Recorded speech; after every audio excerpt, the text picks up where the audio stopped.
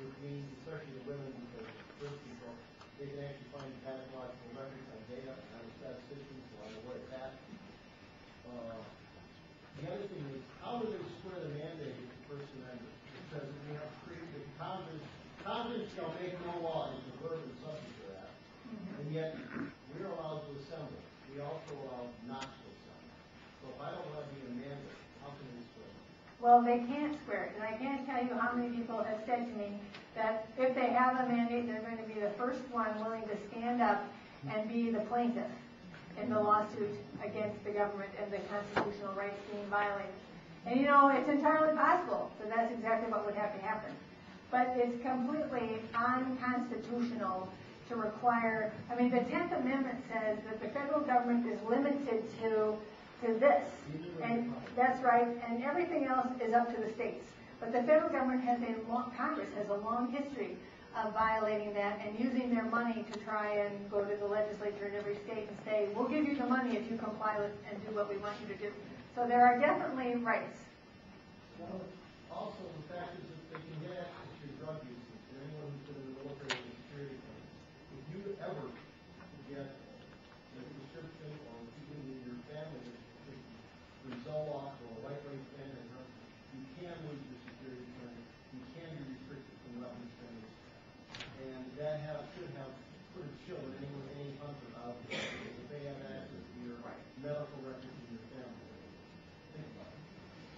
The man at the back. If it's been on record that an individual has already had the H1N1, right. If somebody has already contracted the H1N1 this last year, do they have to go through that same vaccine? That is a question that I am not qualified to answer. I will tell you that the one thing I know or have read about H1N1 is that it's likely to require 2, and that some people who have had it are probably immune. The interesting thing about H1N1 is that there are papers from peer-reviewed journals that actually say scary things about what could happen regarding the vaccine. So, anyway, over here, gentlemen. How do you get a copy of your 20 points on took out of the Well, I have a different iteration of 20 points, but one thing that should be on our website either tonight or tomorrow is the Liberty Council's edition, which is 9 pages long. Our 20 are going to be on tomorrow, but we just put it up there so you would have a really long version of lots of things. And even their version is not complete for everything. Is that LC.com? LC.org. But it's also at cchconline.org. Or if you want to remember our website really easily, it's privacyispower.org. Privacyispower.org. Woman over there. First of all, I'd like to thank you for doing this. And I don't know that a lot of people heard this on Glenn Beck yesterday and today. With the medical card that they want us to have, the ID, that little strip on the back, that's how they do the deductions for the tax that she's talking about. It's an automatic deduction, whether you like it or not.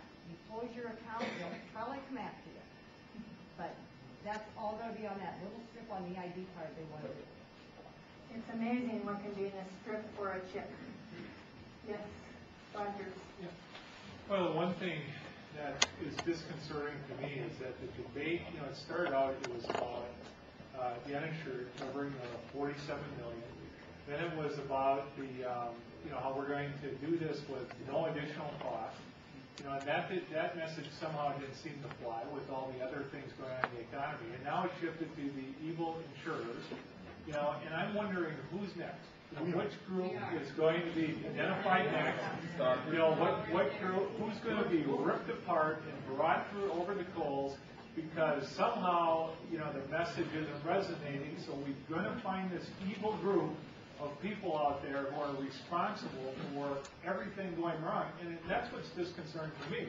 Is that it seems that there are no boundaries anymore in terms of how politics, discussions, forum is being debated anymore. You're in the room with the next. It's all really about, certainly using if you're looking to you know, what people say about something. They sort of say half-truths, etc.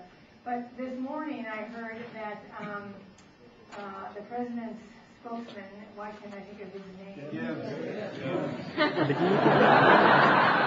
Oh, so good. I couldn't understand it, but clearly you. One person. Gibbs, that's it.